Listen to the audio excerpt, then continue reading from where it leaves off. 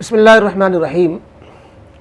सवाल करते हैं कि बाज़ दफ़ा हम लोग ठेले पर, सब्ज़ी के ठेले पर या जो है फल के ठेले पर, मूंगफली के ठेले पर जब कोई चीज़ ख़रीदते हैं तो उसमें चख लेते हैं। ख़रीदते वक्त खाने पीने की चीज़ों का चख लेना, उसका इस्तेमाल कर लेना, या मसलन इत्र की दुकान पर पहुँचे वो उसमें 10 तरह के इत्र लगा लिए और ख़रीदा कुछ नहीं। तो ये खाने पीने की चीज़ों को ख़रीदते वक्त चखना या चीज़ों का इस्तेमाल कर लेना, ये दुरुस्त है या नहीं? जवाब ये है कि इसकी कई सूरतें होती हैं।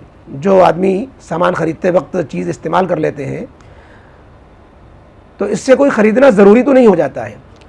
बाकी चखने, इस्तेमाल करने, इत्र वगैरह लगाने, अब मूंगफली की दुकान पे खड़े हैं, 2-4 मूंगफली की देखें आपकी खरी है, बुझी है, कुरकुरी है कि नहीं है, तो ये देखना पड़ेगा कि नीयत क्या है चखने की।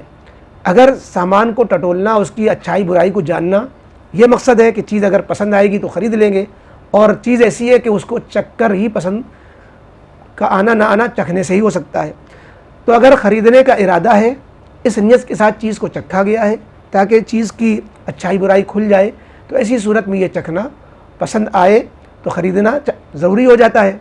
वरना जब पसंद आ गई और चखे इसीलिए थी कि पसंद आएगी तो ख़रीदेंगे, फिर न ख़रीदना, ये गलत होगा।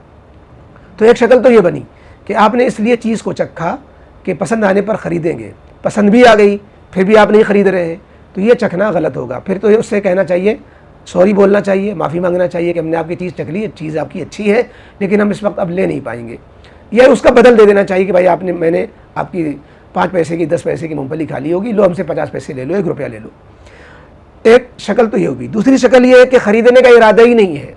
इस दुकान पे गए, 2 मूंगफली खाई चेक करके, दूसरे दुकान पे गए, वहाँ पे कोई चीज़ खा डाली, तीसरी तो मज़े में कई चीज़ें कई दुकानों पे चखने के बहाने से खाते रहे और ख़रीदने का इरादा ना यहाँ था ना वहाँ कहीं था, तो ये बिल्कुल मना है, धोखा है, मकरूह है। ऐसी सूरत में उसका मुआवजा उसको देना चाहिए, ऐसा करना ही सही नहीं है।